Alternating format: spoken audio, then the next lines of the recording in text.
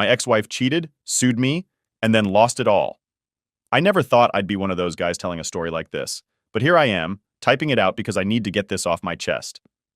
So this past weekend, my wife Hannah, 38F, and our daughter Lily, 13F, went out of town to visit her mom, Carol, for a girls' weekend. I couldn't go because I couldn't get the time off work. I'm a firefighter in a busy city down south, and getting time off isn't always easy. We figured it would be good for them to have a little time together anyway, so it didn't seem like a big deal. Now here's where things go off the rails. Saturday night, I'm at work, and we get a call about some minor fire at a strip mall. No big deal. We're getting our gear ready to head out when my phone starts buzzing in my pocket. I usually ignore my personal phone when I'm on the clock, but for some reason, I decided to check it. Maybe because it was late. Maybe because I just had a bad feeling. I don't know. Anyway, I pull out my phone, and I've got like 6 missed texts from Lily and a couple from a number I didn't recognize. I scroll through the messages, and I see that Lily's in the hospital. She had gone ice skating with her friends, took a bad fall, and broke her wrist. My heart sank. There's nothing worse than your kid being hurt and you not being there. But what really messed me up was that Lily couldn't get treatment yet because they couldn't find Hannah. The texts from the unknown number, turns out they were from Beth, one of Hannah's friends. Beth had been with Lily at the hospital. She says she's been trying to reach Hannah too, but no luck. No calls, no texts, no nothing. I'm thinking, where the hell is she? Our daughter's in the ER and my wife is nowhere to be found. So I start freaking out, thinking maybe something happened to her too. Then I check our family's location sharing app. You know, the one where you can see where your family members are at all times. Hannah and I had set it up mostly for safety reasons, since we're not always together with my work and her visiting family all the time. I pull up her location, and sure enough, it shows she's not at her mom's place. She's not even anywhere near the hospital. She's at a hotel. At this point, I'm standing there in the firehouse, staring at my phone like I just got hit in the face. I'm looking at the screen, looking at the clock. It's been hours since Lily went to the hospital. Hours. And Hannah's chilling at some hotel like nothing's happening. I'm pissed. No, scratch that. I'm furious. But I still try to stay calm because I need to make sure Lily's okay first. I called Beth, and thank God she picked up. She tells me Lily is doing all right, but they can't do anything without the insurance info, which only Hannah has. And the whole time, I'm sitting there trying to process how my wife can just disappear while our daughter's sitting in the ER with a broken wrist. So, I asked Beth if she had any idea where Hannah was. That's when she hesitates. You know when someone's about to drop something on you, and you can feel it coming? That was this moment. Beth says, I don't want to be the one to tell you this, but Hannah's out with some guy. She went to dinner with him earlier, and I haven't heard from her since. I swear, I had to sit down because it felt like someone punched me in the gut. My wife's out with another dude while our daughter's in the hospital? Are you kidding me? I didn't know what to say. I just kind of sat there feeling like a complete idiot. Here I am, busting my ass every day as a firefighter, working overtime to pay for everything. The house, the vacations, Lily's private school, all of it. And meanwhile, Hannah's out having a great time with some random guy. I couldn't even wrap my head around it. I wanted to blow up her phone, but she wasn't answering my calls or texts. The only person she bothered to call was Lily, and that was after hours of radio silence. She didn't even try to come back to the hospital. Beth ended up taking Lily back to her grandmother's after she finally got a cast on her arm. The worst part? Beth sends me this text after dropping Lily off, and I'll never forget it. She said, I'm sorry you had to find out this way about Alex. I thought you knew. About Alex? Who the hell is Alex? I didn't know anything about some Alex. Apparently, this guy had been in the picture for a while. Beth said this wasn't the first time Hannah had snuck off to see him whenever she went back to visit her mom. Every time I couldn't go with them, she'd meet up with him. It's like I'd been working all these extra hours thinking I was giving them the life they deserved, and meanwhile, Hannah's been sneaking off with this dude behind my back. I felt like the biggest fool on the planet. By the time my shift ended, I didn't even want to go home. I drove around for a while just trying to think about what the hell I was supposed to do next. I kept replaying everything in my head. Every argument, every time she went to visit her mom without me. All those moments I didn't think twice about now seem so obvious. But the reality is I didn't want to see it. Who wants to think their wife is cheating on them while they're busting their ass to keep the family together? When I finally got home, the house felt empty. All the pictures of us smiling, all the plans we made, it felt like a lie. I sat there in the living room, staring at my phone, still no response from Hannah. I knew one thing for sure. Things were about to get ugly. I wasn't going to sit around and pretend everything was fine. I wasn't going to be one of those guys who just lets it happen. I had to talk to her, and I had to do it face to face. But I already knew, deep down, this wasn't something we could fix. I barely slept that night. I don't know if it was the anger, the betrayal, or the fact that I couldn't stop thinking about how messed up everything had gotten in just one weekend. All I knew was that I couldn't wait any longer. I had to confront Hannah. I woke up early the next morning staring at my phone, hoping she'd at least send me some lame excuse, but nope, nothing. It was like she didn't even care. I wasn't going to sit there and keep waiting for her to magically come clean. So I grabbed my keys and drove over to Carol's house, where Hannah had been staying with Lily. I didn't care if it was awkward or if Carol was there. I needed answers. When I pulled up to Carol's house, I saw Lily's bike outside, which gave me a little relief. At least she was back safe. But then I noticed Hannah's car parked a few houses down, like she didn't want anyone to know she was there. That just set me off even more. If she wanted to play games, fine, but I wasn't going to tiptoe around this anymore. I knocked on the door and Carol answered. She looked surprised, probably because she wasn't expecting me to show up unannounced. "Oh, hey, Mark," she said, with that awkward smile people do when they know something's wrong but don't want to get involved. "Where's Hannah?" I asked straight up, not interested in small talk. Carol hesitated for a second and then motioned for me to come inside. "She's upstairs with Lily," she said quietly, like she didn't want to be part of whatever was about to go down. I didn't blame her. I marched upstairs, and as soon as I got to the door of the guest room, I heard voices. Lily was talking to Hannah about her wrist, and it sounded like everything was perfectly normal. That pissed me off even more. I opened the door and both of them looked at me, surprised. Lily smiled and said, "Hey, Dad," like everything was fine. But Hannah, she just froze. She knew why I was there. I tried to keep it together for Lily's sake. "Hey, sweetie, how's your wrist?" I asked, trying to sound calm. "It's okay, it still hurts a bit, but the cast helps," she said, showing off the bright pink cast she'd picked out. I smiled, but my heart wasn't in it. My mind was on Hannah. "Can I talk to your mom alone for a minute?" I asked Lily. She didn't seem to pick up on the tension and nodded, heading downstairs. As soon as she was gone, I shut the door and turned to Hannah. "What the hell is going on?" I asked, keeping my voice low but firm. "You disappear while our daughter's in the ER, and I know about the hotel, Hannah." Hannah's face turned pale and she looked down at her hands like a kid who just got caught stealing candy. "Mark, I'm sorry," she started, but I cut her off. "Sorry? That's all you've got? You're sorry?" My voice was starting to shake from anger, but I tried to stay calm. "Who's Alex, and how long has this been going on?" She bit her lip and wouldn't meet my eyes. "It's not what you think." "Bullshit," I snapped. "I know exactly what it is. You've been sneaking around with him every time you come here without me, so don't even try to play dumb." That's when she finally broke. "Okay, yes, I've been seeing Alex, but it's complicated, Mark. I didn't plan for this to happen." I laughed, but it wasn't because it was funny. "Complicated? You were screwing another guy while I was working overtime to pay for this family. What's complicated about that?" She flinched like I'd slapped her, but I didn't care. She needed to hear it. "How long?" I demanded again. "Tell me the truth." "A few months," she said quietly, still not looking at me. "A few months?" I could feel the rage boiling up inside me. "So while I'm working 60-hour weeks, thinking everything's fine, you're off having an affair?" She finally looked up, her eyes filled with guilt, but I wasn't about to let her play the victim. "I didn't want it to be like this, Mark. I wasn't happy, okay? You're always at work, and when you're home, you're exhausted. I needed something else." I couldn't believe what I was hearing. "So instead of talking to me, you just decided to cheat. You decided to blow up our entire family because you needed something else." She started crying then, but it didn't make me feel any better. I'd seen her cry before, and it always worked in the past. But this time, I wasn't falling for it.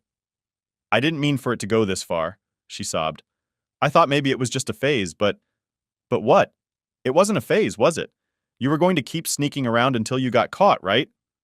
She didn't answer. That's when I knew I was right. She never planned on telling me. If Lily hadn't broken her wrist, if Beth hadn't told me, I'd still be in the dark.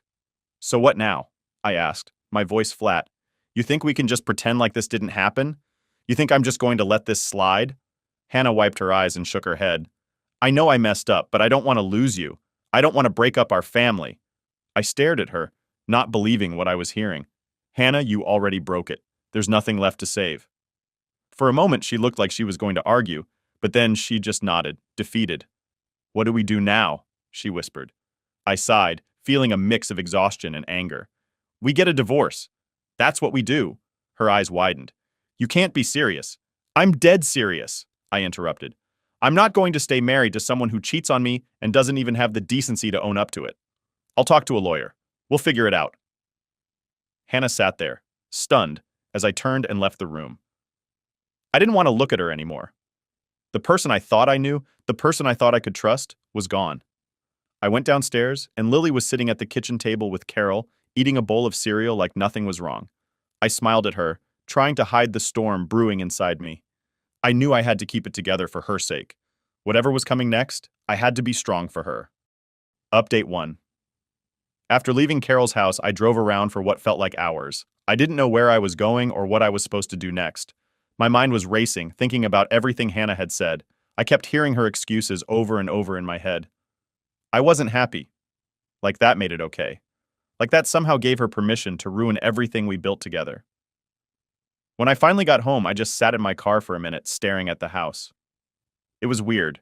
This place that used to feel like home suddenly felt wrong, like I didn't belong there anymore. I eventually forced myself to go inside, but the silence hit me like a ton of bricks. Normally, I'd come home to Lily laughing, Hannah asking how my day was, the sounds of our family. Now, all I had was quiet. I knew I had to start thinking about the next steps. This wasn't just about me anymore. Lily was caught in the middle, and I had to do whatever it took to protect her. That meant talking to a lawyer. I hated the idea of dragging this mess into court, but I wasn't going to let Hannah take advantage of me anymore. If she wanted out, fine, but she wasn't getting everything. The next morning, I called a divorce lawyer. It felt like a punch to the gut just making that call, but I knew it had to be done. I set up a consultation for later that week. In the meantime, I still had to figure out how to talk to Lily. That was the hardest part. She didn't deserve any of this, and I wasn't sure how to explain it to her without breaking her heart. 2 days later, I picked Lily up from school. I had been dreading this conversation, but I couldn't avoid it forever. We drove in silence for a bit, and I kept glancing at her, trying to figure out the right words to say. How do you tell your kid that their mom's been lying to them? That their family's falling apart? Finally, I just went for it. Hey Lil, can we talk for a minute? I asked, keeping my eyes on the road. She shrugged. Sure, what's up? I took a deep breath. You know how things have been a little weird lately? With me and your mom? She didn't say anything at first, but I could see the gears turning in her head. Yeah, she said quietly. I noticed. I nodded, gripping the steering wheel a little tighter. Well, the thing is, your mom and I aren't going to be together anymore. We're getting a divorce. I heard her take a sharp breath, and I braced myself for the questions. But all she said was, is it because of that guy? That hit me like a freight train. She knew. Somehow she already knew. What do you mean? I asked, trying to stay calm. But my heart was pounding. Lily shifted in her seat, looking down at her hands. I saw her with him. When we were at Grandma's. They didn't think I noticed, but I saw them hugging and she kissed him. I felt like the air had been sucked out of the car. My 13-year-old daughter had to witness that, and I didn't even know. I didn't think it was possible to be more angry at Hannah, but in that moment, I was boiling. I could barely keep it together. I'm so sorry, Lily, I said, trying to keep my voice steady. You shouldn't have had to see that. None of this is your fault, okay? She nodded, but I could see the tears in her eyes. Are we going to be okay? She asked, her voice small and scared. That question just about broke me. I reached over and squeezed her hand. Yeah, kiddo, we're going to be okay, I promise. A few days later, I had my meeting with the lawyer. I walked into her office feeling like a deer in headlights. I'd never been through anything like this before, and the whole thing just felt so unreal. Like, was this seriously happening? Was I really about to start a divorce? The lawyer, Michelle, was sharp. She didn't mess around and got straight to the point. So, Mark, I understand you're looking to file for divorce. Tell me what's been going on. I didn't hold back. I told her everything. How I found out about Hannah's affair, how she'd been seeing this Alex guy for months behind my back, how she wasn't even there when Lily needed her at the hospital. Michelle listened quietly, nodding as I went on. When I was done, she leaned back in her chair and sighed. Well, it sounds like you've got a pretty solid case, she said. The fact that she's been unfaithful could work in your favor, especially when it comes to custody. That word, custody, hit me like a ton of bricks. I hadn't even really thought about it until then. This wasn't just about splitting up our stuff and going our separate ways. This was about Lily, my daughter, the person I loved more than anything in the world. "What do you think my chances are?" I asked, trying to keep the panic out of my voice. Michelle gave me a reassuring smile. "Based on what you've told me, I think you have a good shot at getting primary custody. You're the stable parent here. You've been the one working, providing for the family, and Hannah's actions show that she's not exactly putting your daughter's best interests first." I nodded, feeling a small wave of relief. "What about the house, the bills? How's that going to work?" She laid it all out for me. How we'd have to divide everything, how I'd probably have to pay Hannah some spousal support for a while, but that we could negotiate the terms. It wasn't going to be easy, but it was doable. As I left her office, I felt a strange mix of emotions. Relief, anger, sadness. It was all swirling around in my head. But I knew one thing for sure. I wasn't going to let Hannah walk all over me anymore. I was going to fight for my daughter, and I wasn't going to let her destroy what was left of our lives. That weekend, Hannah finally came to pick up her things from the house. I had been dreading it all week, but it had to happen sooner or later. She pulled into the driveway with Alex. Of course, she didn't even have the decency to come alone. I stood by the door as they got out of the car, trying to keep my cool. Lily was with her friend, thank God, so she didn't have to see this. Hannah barely looked at me as she walked past, heading straight for the bedroom to pack up her stuff. Alex stood awkwardly by the car, not sure what to do with himself. I didn't care enough to acknowledge him. As she packed, I could feel the tension building in the house. I wanted to scream at her, tell her how much she had hurt me. But what was the point? She wasn't the person I thought she was anymore. When she finally came downstairs, bags in hand, she looked at me for the first time. "I'm sorry," she said quietly. I stared at her for a moment, then shook my head. "No, you're not." And with that, she left. Just like that, years of marriage, of building a life together, were over. Update 2. So the day finally came. I didn't expect it to happen so fast, but Hannah had filed for spousal support and we were headed to court. I wasn't thrilled about it, but I also wasn't going to roll over and let her take everything. She had already packed up her stuff and moved in with Alex, but apparently, that wasn't enough. Now she wanted money. My money. The same money I'd been working overtime to make while she was off sneaking around behind my back. I wasn't having it. The morning of the court hearing, I woke up feeling anxious as hell. I kept going over everything in my head, trying to remember what the lawyer had told me to do, what documents I needed to bring. I had spent the night before printing out bank statements, bills, text messages, anything that would show I wasn't some deadbeat. I got to the courthouse early. The place was buzzing with people, mostly other couples fighting over who got what, and you could feel the tension in the air. I waited outside the courtroom for what felt like forever, just sitting there, going over my stack of paperwork. Then Hannah showed up. She walked in like she owned the place, Alex trailing behind her. He didn't come into the courtroom, thank God, but just knowing he was there put me on edge. It took everything in me not to say something, but I bit my tongue. Today was about getting this done the right way. Not for her, not for Alex, but for Lily. Hannah didn't even look at me. She just sat down on the opposite side of the room, scrolling through her phone like none of this even mattered. It was like she wasn't even taking this seriously. Then the judge walked in, and it was time to get down to business.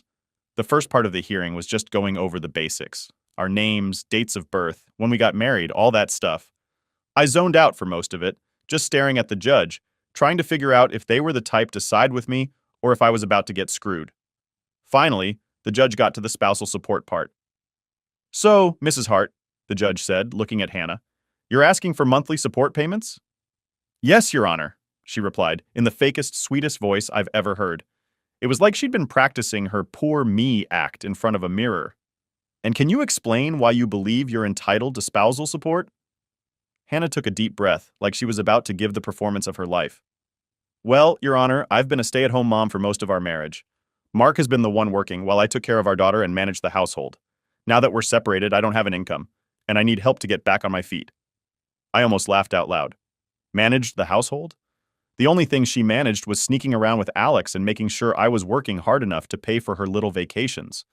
But I kept my mouth shut. The judge nodded, writing down notes, and then looked at me. "Mr. Hart, do you have anything to add?" This was it, my chance to finally lay it all out. I pulled out the stack of papers I had printed and handed it to the judge. "Your Honor, I've been the sole provider for my family for years, yes, But my wife hasn't exactly been the stay-at-home mother she's making herself out to be. While I was working overtime, she was carrying on an affair. I have evidence here that shows she was spending money on hotels and restaurants, and I believe that should be taken into account when considering her request for spousal support. The judge looked through the papers, flipping through the highlighted transactions, and I could see them nodding slightly. Hannah squirmed in her seat but didn't say anything. Furthermore, I continued, I've been paying for everything. The mortgage, the utilities, Lily's school fees, even the groceries. I'm not refusing to help her, but I don't think it's fair for her to get spousal support on top of what I've already been doing when she's the one who chose to leave. I could see Hannah's lawyer whispering in her ear, probably trying to come up with some kind of defense, but it was too late. The judge looked back at her. Mrs. Hart, do you have a response? Hannah stammered for a second before saying, Your Honor, the affair is irrelevant. We're here to discuss the financial situation, and I still need support to maintain my standard of living. I couldn't believe what I was hearing. She thought she deserved the same standard of living she had while we were married, while she was living with Alex. It was like I was living in some alternate reality. The judge shook their head. The affair may not be relevant to the financial situation directly, but it does speak to the circumstances of your separation. I'll take everything into consideration and make my decision shortly. The courtroom was silent as the judge looked over the documents, and I could feel my heart racing. This was it. Whatever the judge decided would shape the rest of my life, financially at least. I glanced over at Hannah, who was still scrolling through her phone like she couldn't care less. That's when I realized that no matter what the judge said, I had already won in a way. She didn't care about us, about me, or even Lily. Not really. She was only in it for herself. Finally, the judge spoke. Mr. Hart, given your role as the primary provider and the circumstances surrounding the separation, I'm going to deny Mrs. Hart's request for ongoing spousal support. Hannah's face dropped. I could see her mouth open slightly like she was about to protest, but she didn't. The judge wasn't done yet. However, the judge continued, I will order a one-time payment to assist Mrs. Hart with transitional expenses, but beyond that, both parties will be responsible for their own financial futures. I felt this massive weight lift off my shoulders. A one-time payment I could handle. Ongoing support? No way. The judge signed the paperwork, and just like that, it was done. After the hearing, Hannah didn't say a word to me. She just stormed out of the courtroom with her lawyer, probably going to complain about how unfair everything was. I didn't care. I had done what I needed to do. Walking out of the courthouse, I felt like I could finally breathe again. It wasn't just about the money. It was about the principle. I wasn't going to let her keep taking from me after everything she'd done. She had made her choices, and now she had to live with them. As I got into my car and drove away, I realized this was the first step toward getting my life back. It wasn't going to be easy, and there was still a long road ahead, but at least I wasn't stuck in that toxic mess anymore. I had Lily, and that was all that mattered. Update 3. The days after the court hearing were kind of a blur. For the first time in a while, I wasn't constantly looking over my shoulder, waiting for the next fight with Hannah, the next argument about money, or whatever else she could throw at me. It felt weird, like there was this big space in my life now, but at the same time, I could finally breathe again. Lily seemed to pick up on the shift too. She wasn't asking about her mom as much, and when we were together, it felt easier, like a weight had been lifted for both of us. That was all I really cared about, making sure she was okay through all of this. A week or so after the court hearing, I got a text from Hannah.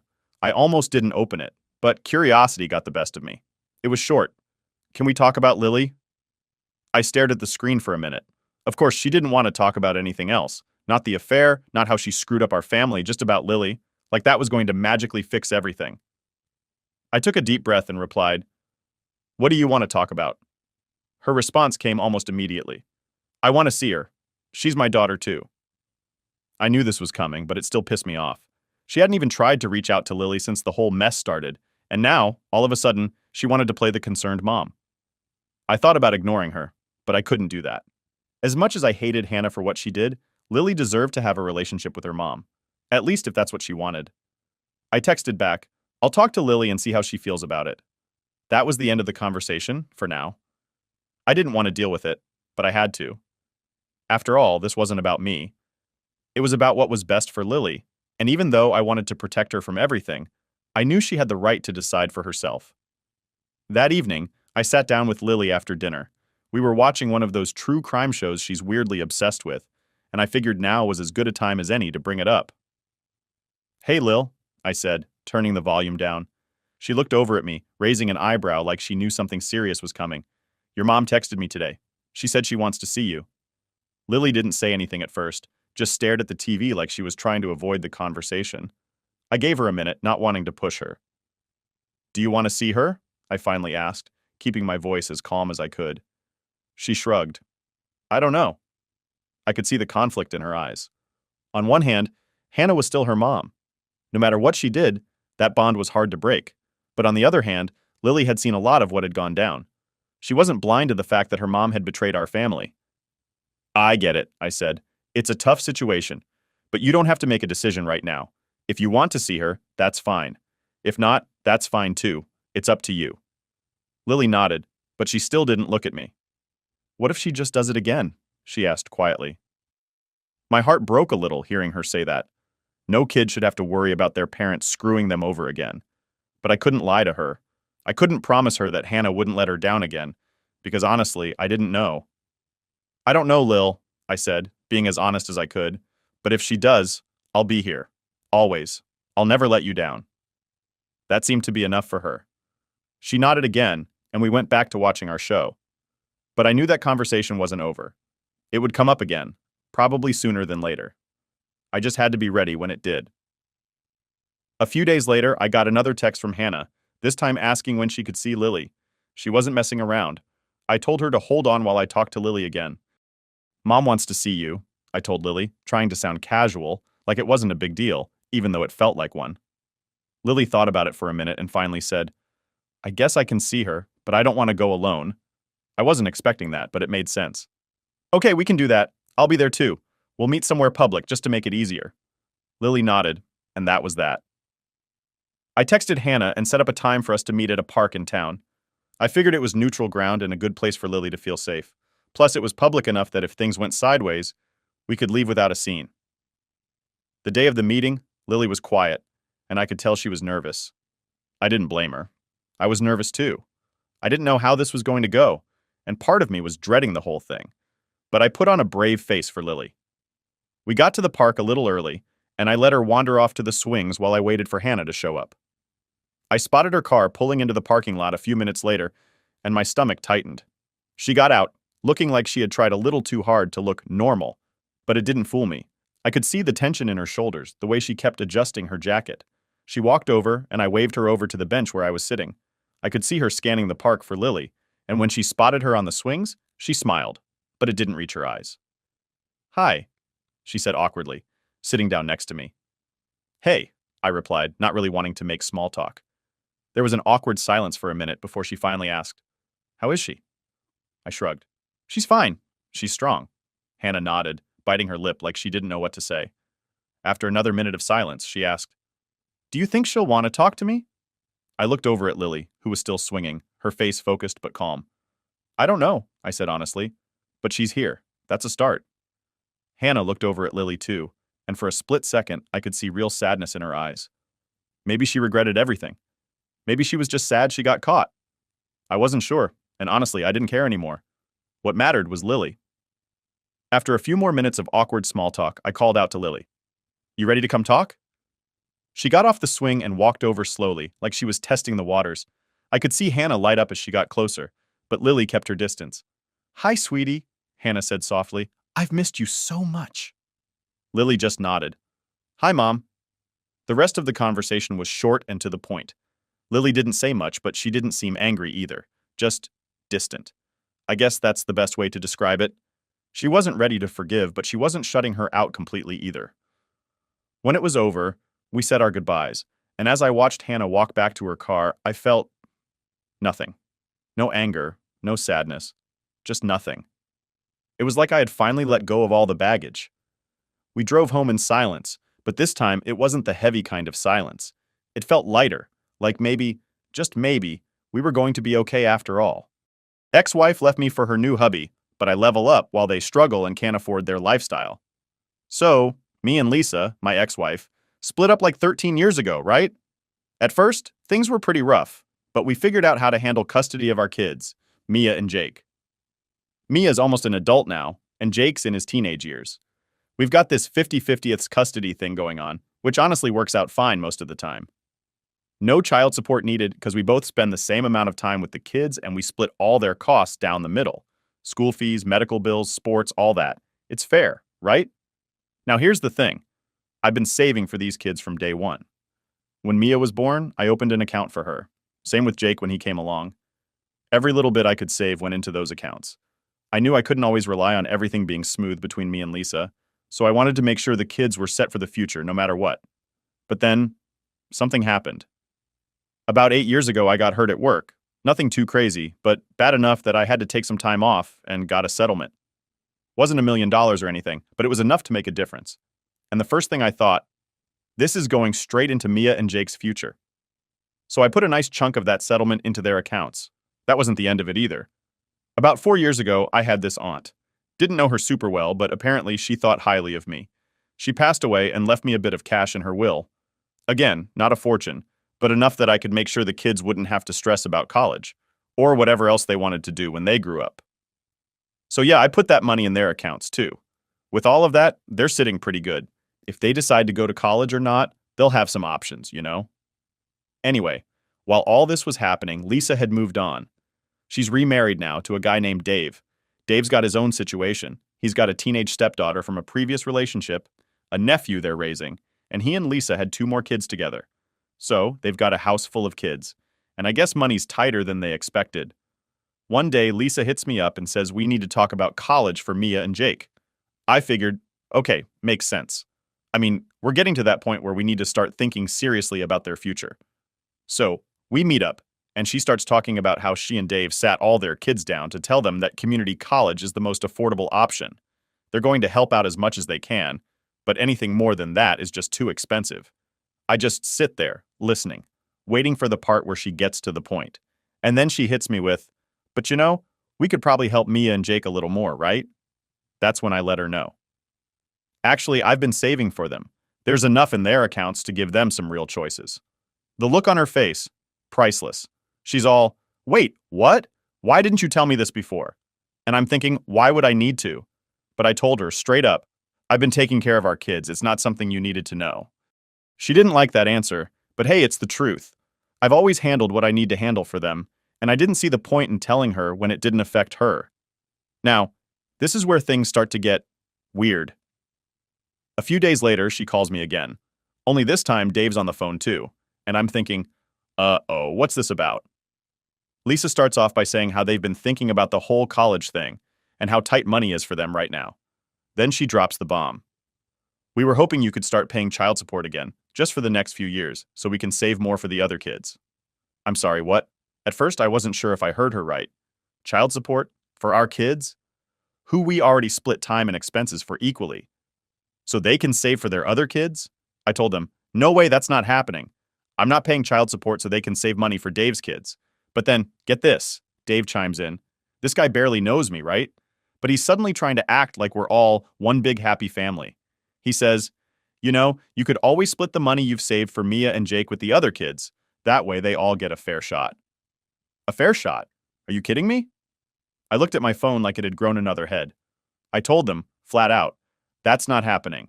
I'm not paying for your kids to go to college. The money I've saved is for Mia and Jake, and that's where it's staying. Lisa goes quiet for a second, and I think maybe she's finally getting it. But no, she starts telling me how I'm being cruel, how I'm making things harder on their whole family, and how this should be a no-brainer for me. At this point, I'd had enough. I told her, look, the only way I'd be responsible for your whole household is if we never broke up. But guess what? We did. So you're going to have to accept that you're equally responsible for Mia and Jake, just like me. Now, I'm not going to lie. Part of me felt like maybe I was being too harsh. But seriously, what do they expect me to do? I'm just trying to take care of my kids. I've been doing that since day one. And I'm not about to let someone else's family become my responsibility. If they're having money problems, that's on them. I've got my own kids to worry about. After that, they both started calling me every name under the sun. You're selfish, you're cruel, you don't care about family, all that nonsense. But I stood my ground. At the end of the day, I'm not here to fund their entire household. I'll always do what's right for my kids, but that's where the line gets drawn. So now I'm sitting here thinking, am I the bad guy for refusing to help their other kids? Or is this just another case of people trying to take advantage? Honestly, I don't know. But I do know one thing. Mia and Jake are my priority, and I'm not about to let anyone guilt me into doing something that's not my responsibility. All right, so after that insane phone call with Lisa and Dave, I figured things would cool down, right? I mean, I said my piece. I wasn't going to pay for their other kids, and that should have been the end of it. But nah, of course it wasn't. Things never really end that easily, do they? About a week later, I'm just minding my business when I get a text from Lisa. She's asking if we can sit down and have a serious discussion about the kids. At this point, I'm thinking, what now? But I agreed because, co-parenting and all that. I figured it'd be some normal stuff like schedules or school or something. We meet up at this coffee shop and she's got that look. You know the one. Like she's gearing up for something. She doesn't even bother with small talk and jumps straight into it. So I've been talking to Mia, she says. I'm immediately like, oh great, what now? Apparently, Lisa's been trying to guilt trip our daughter into thinking about her step-siblings' futures. She starts going on about how Mia should consider sharing some of her college money with Dave's kids. I couldn't believe it. She's only 17, I told Lisa. Why are you putting that kind of pressure on her? Lisa, acting all innocent, goes, I'm just trying to teach her about family. It's important for her to learn how to share, how to help others. I looked at her like she had 3 heads. Teach her about family? Are you kidding me? This isn't about sharing toys, Lisa. We're talking about her future. You can't just guilt her into giving up her money for kids that aren't even hers. She tries to spin it like I'm the bad guy.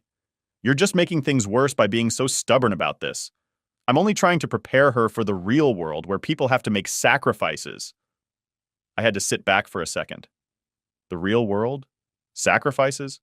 Look, I'm all for teaching kids life lessons, but not like this. Not when it comes to their future, their education, their chances to succeed. You're the one putting unnecessary stress on her, I told Lisa. She doesn't need to worry about Dave's kids' college funds. That's not her responsibility, and you know it. Lisa starts getting all huffy, saying I'm being unreasonable, that I should see things from her perspective. But here's the thing. Her perspective is entirely selfish. She's just trying to find a way to take advantage of the situation because she and Dave can't manage their own finances. I finally cut her off and said, look, if you need more money so bad, maybe you and Dave should look at your own spending habits instead of trying to dig into Mia and Jake's future. And that's when she really lost it. She starts talking about how hard it is for them, how they're struggling to make ends meet with all the kids in the house. And I get it. Raising kids isn't cheap, especially when you've got as many as they do. But at the end of the day, that's their problem, not mine. And definitely not our kids' problem. I wasn't having it. You're not struggling enough to give up your fancy vacations or your shopping sprees, though, are you? I asked her. Probably a little harsher than I meant to. But seriously, it's the truth. Every time I see them, they're talking about some new trip they're planning or Dave's latest gadget or whatever. She just glared at me, obviously pissed. You wouldn't understand, she said, like I'm some kind of alien who's never dealt with a budget before. Yeah, well, Mia and Jake don't need to understand it either, I said. They don't owe you or Dave anything. And if you keep trying to mess with their heads about this, we're going to have a real problem. She stormed out after that, but I didn't care. I knew I'd made my point, or at least I hoped I did. But here's where it gets worse. I figured Lisa would leave it alone after our talk, but of course, she didn't. A few days later, Mia comes home looking all stressed out. I ask her what's going on, and she tells me that her mom's been going on and on about how unfair it is that her step-siblings won't get the same college opportunities. Now, Mia's a smart kid. She's not easily swayed, but I could tell it was starting to weigh on her. She says, Mom keeps saying that since you saved so much for us, it's only fair that we help out a little. I was fuming. Like, how could Lisa put this on her? How could she make her own daughter feel bad about having something her step-siblings don't? That's not Mia's fault, and it's definitely not her job to fix it. Mia, I told her, listen to me. The money I've saved for you is yours and Jake's. That's it. Your mom and Dave are responsible for their own kids. You don't have to feel guilty about it. She nodded, but I could tell it still bothered her. And that just pissed me off even more.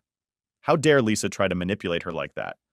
She's a teenager, for crying out loud. She should be worrying about her future, not about how to fund her step-siblings' college dreams. After that, I made it clear to Mia that if her mom brought it up again, she should just tell her to talk to me. I wasn't about to let Lisa dump her financial problems onto our daughter. But still, I could see the damage was done. Mia's a good kid, too good sometimes. She's always trying to do the right thing, always trying to make everyone happy. And it kills me that her mom's taking advantage of that. I ended up texting Lisa that night, telling her to back off. I wasn't playing nice anymore. I told her if she keeps pushing this, I'll take the kids full time if that's what it takes to keep her from messing with their heads. I didn't get a reply, but honestly, I didn't need one. She knows I mean business. And yeah, maybe that was harsh. Maybe it'll cause more tension down the line. But I don't care. I'll do whatever it takes to protect Mia and Jake from getting dragged into their mom's mess. This is about their future, and I'm not letting anyone, not even their own mom, jeopardize that. So yeah, that's where things stand right now. Lisa's still trying to play her little games, but I'm not budging. I've got my kids' backs, and I'm ready for whatever's next. Update 1. All right, so after all that nonsense with Lisa trying to guilt-trip Mia into sharing her college money, I thought things might finally calm down. But nope, not even close. Turns out, that was just the beginning of the chaos. A couple of weeks go by and I get a call from Jake's school. I'm thinking it's one of those regular check-ins. Maybe something about grades or sports. But it's not. The school counselor wants to talk to me because Jake's been acting out. Now, if you know Jake, you know he's a pretty laid-back kid, not one to cause trouble. So I'm immediately concerned. I go in to meet with the counselor, and she tells me that Jake's been getting into arguments with other kids, his grades are slipping, and he's been withdrawn lately. Naturally, my first thought is that something's going on with him, and maybe he's not telling me. So I sit him down later that day and ask him what's up. At first, Jake brushes it off, saying it's nothing, just normal school stress. But I know my kid, and I can tell something's eating at him. After a little more pushing, he finally opens up. Dad, it's just, I don't know how to handle it when I'm at Mom's house anymore, he says. What do you mean? I ask. Well, it's like every time we're over there, Mom and Dave are always talking about money, about how they don't have enough for all the kids and how it's not fair that me and Mia have everything set. That hit me like a ton of bricks. I knew Lisa was pulling that crap with Mia, but hearing that Jake's been hearing this same junk too, that's a whole other level of messed up. Apparently, whenever Jake's at his mom's, he's constantly overhearing these conversations about how unfair it is that they're struggling with 4 kids and how lucky he and Mia are because of the money I saved for them. And not only that, but Dave's been making little comments around him, stuff like, must be nice to have a rich dad, or guess you don't need to worry about your future like the rest of us. Are you kidding me? I asked Jake why he didn't tell me sooner, and he just shrugs, saying he didn't want to make a big deal out of it. He's a good kid, you know? Doesn't like stirring up trouble, but I could tell it's been weighing on him. And now it's affecting him at school. At that point, I was done with being polite. I called Lisa as soon as Jake went to his room and let her know exactly what I thought about the crap they'd been pulling. I told her to knock it off with the guilt tripping, or I'd take it to court if I had to. I was not about to let her and Dave mess with our son's head just because they couldn't handle their own situation. Of course, Lisa tried to defend herself, saying, "We're not trying to guilt trip him. We're just being open about our struggles." I told her flat out, there's a difference between being honest and making a kid feel bad for something that's completely out of his control. Jake's been stressing about stuff he shouldn't even have to think about. She tried to play it off like it wasn't a big deal, but I wasn't having it. I told her this was her last warning. Either stop putting this pressure on the kids or I'd get the courts involved. It's not ideal, but I'll do whatever it takes to protect my kids. After I hung up, I decided to sit down with Jake again and let him know that none of this was his fault. I told him, look, what's going on at your mom's? That's not on you. It's on her and Dave to figure out their own situation, and you don't need to worry about it. He just nodded, but I could tell he was relieved. Still, I knew this wasn't going to be something that'd magically fix itself overnight. The next part of this whole mess came a few days later when Mia, Jake, and I were hanging out. Mia had just gotten home from seeing her mom, and she seemed off. I asked her what was up, and she said, Mom keeps bringing up this idea about sharing the money again. It's like she won't drop it.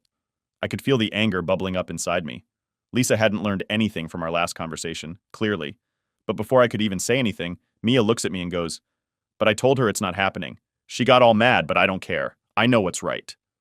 I was so proud of her in that moment. I mean, this is a kid who's had to deal with so much pressure from her own mother, and she's still standing her ground.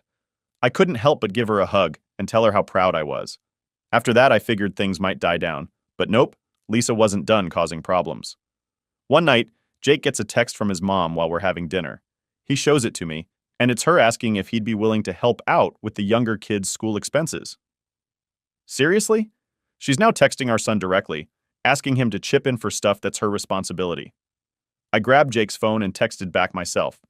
If you need help, talk to me. Don't involve Jake in this. Lisa didn't respond, but I didn't need her to. I made it crystal clear that the kids are not her solution to her financial problems.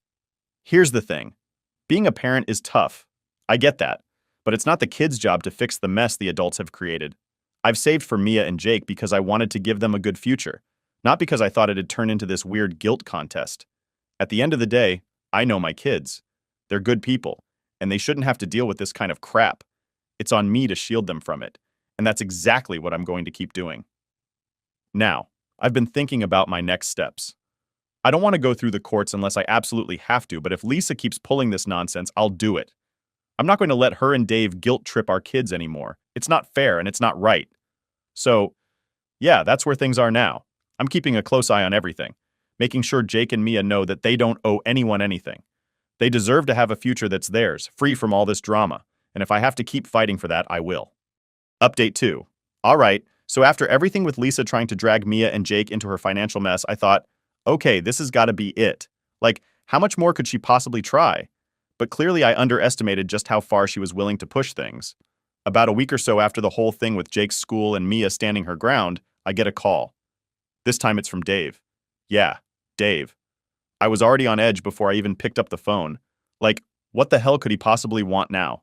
He starts off trying to be all casual, which was honestly weird. He's like, hey man, how's it going? And I'm sitting there thinking, just get to the point, dude. Then he says, listen, I wanted to talk to you about something. I know things have been tense between you and Lisa lately, and I get it, but I think we can work something out. I'm just quiet, waiting for whatever BS he's about to lay on me.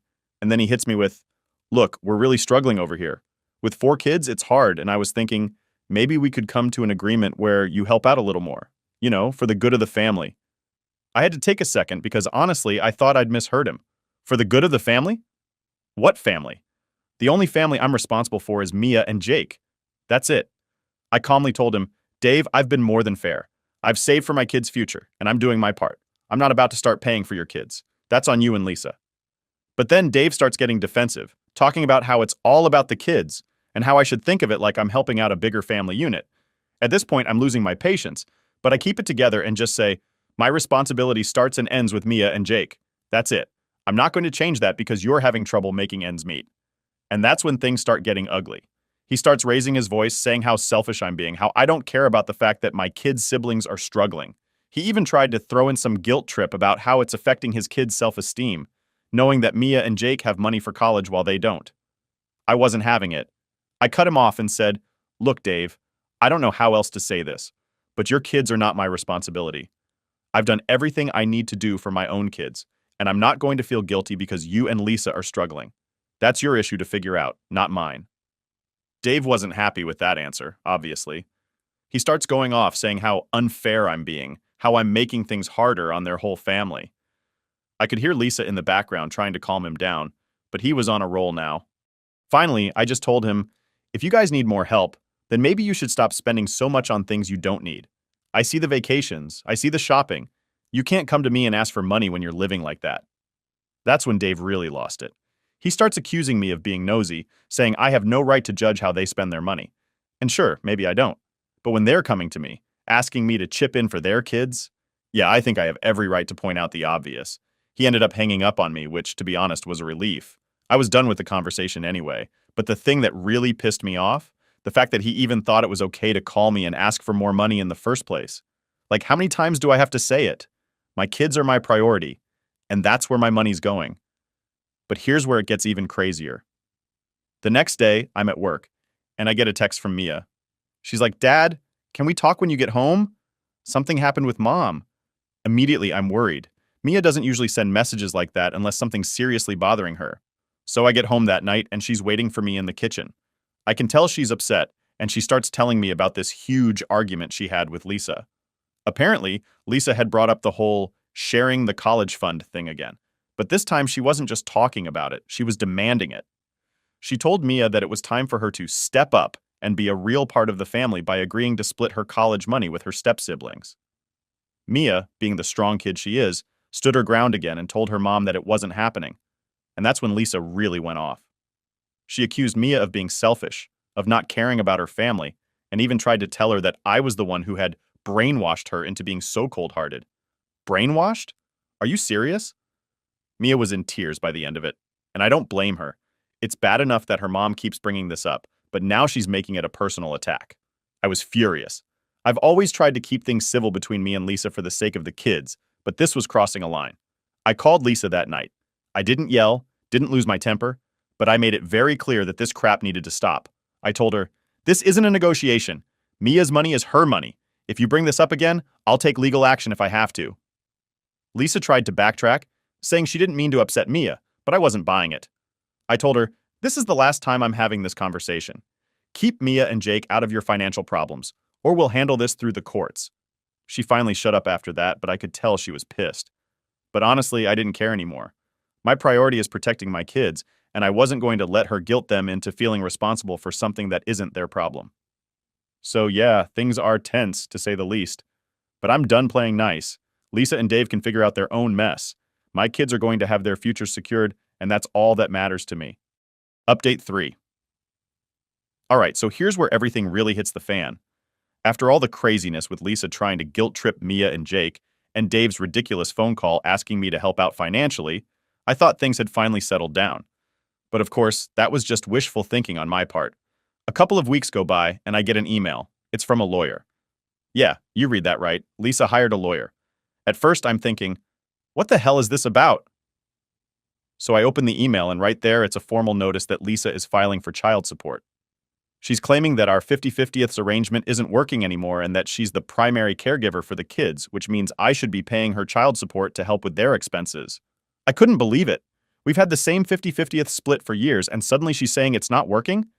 And the nerve to try to say she's the primary caregiver? I've been there for every school event, every doctor's appointment, every single thing.